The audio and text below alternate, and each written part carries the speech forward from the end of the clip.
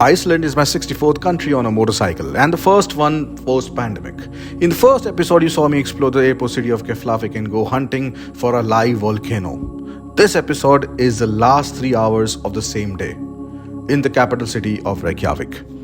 I'm approaching Reykjavik now. This is where the majority of the Icelandic population lives. It's 8 p.m.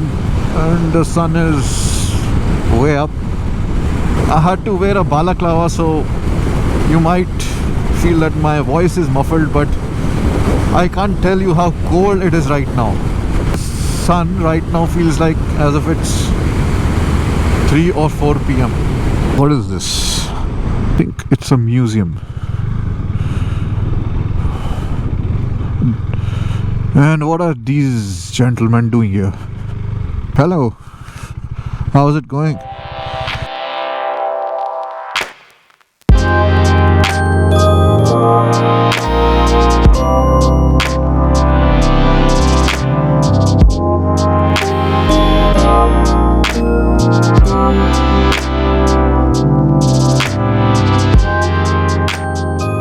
That is one of the most Instagrammable spots here in Reykjavik. It's crazy.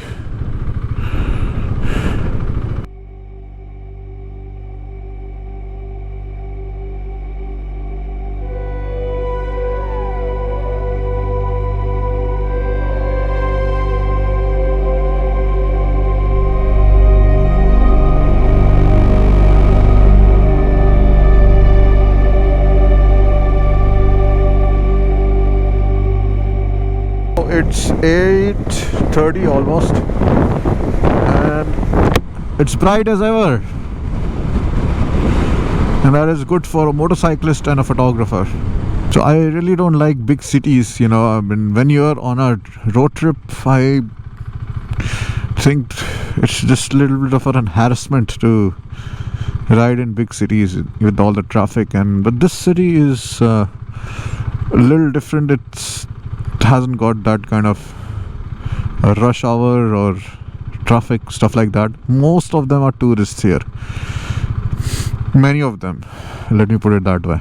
Buildings are so, either they're very brightly colored or they're very futuristic, you know. It's like nothing is in between.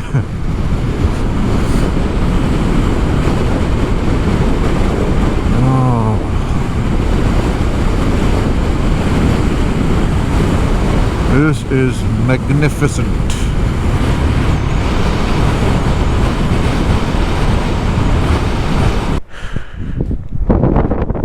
"8:30 p.m.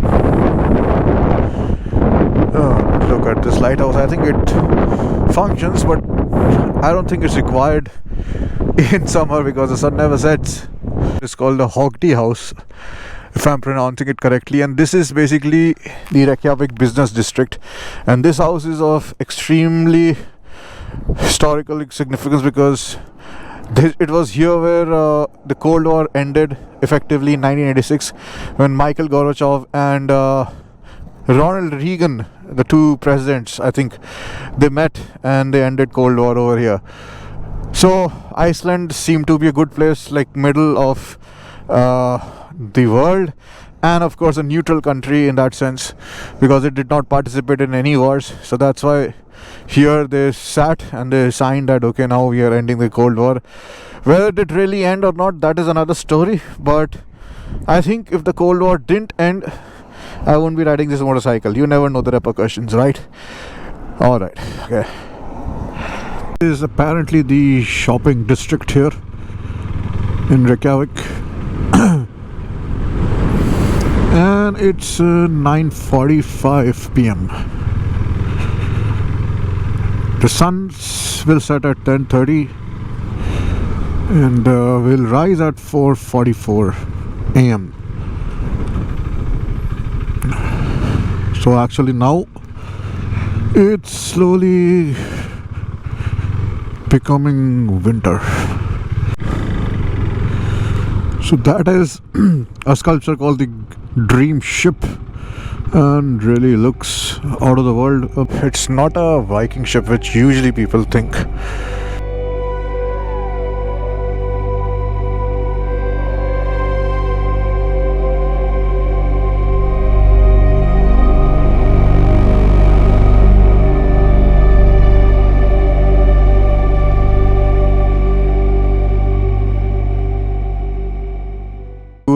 and these are the self-service stations. One thing that you have to be careful about, that I came to know, is that never have there's an option which says that full tank. Don't choose that, because I think it will cut around €100 and the refund will come back a lot later. So that is something which you need to remember. English, insert card. There we go. First, fuel. How much is 1,000? I don't know. 1,000 is very less. Okay, I think another 1,000. Aside from the fuel, the most important liquid that goes into your motorcycle is the engine oil. This can be akin to the blood of the motorcycle. I wish to show my sincere appreciation for Castrol Power One Ultimate, who have been my infallible partner for 15 years and more than 40 countries with it so far. While I am riding the Made in India KTM Duke 390 here, I also rode the original KTM Superbike, the RC8R, on track in India a few months ago. Also powered and protected by Castrol Power One Ultimate's 5-in-1 full synthetic formula. So day 1 ends, and tomorrow I start riding up northwest to be exact. So see you tomorrow, and goodbye from this amazing, beautiful sunset and amazing place. The first day in Iceland packed a lot of action for me, and since daylight time was so long, I could actually explore a lot more, as you just saw in these 2 episodes. This is not meant to be an exhaustive travel guide series, but just a beckoner for you to explore Iceland for yourself. But this is just the start. The ride out into the Icelandic countryside starts from tomorrow. See you in episode 3.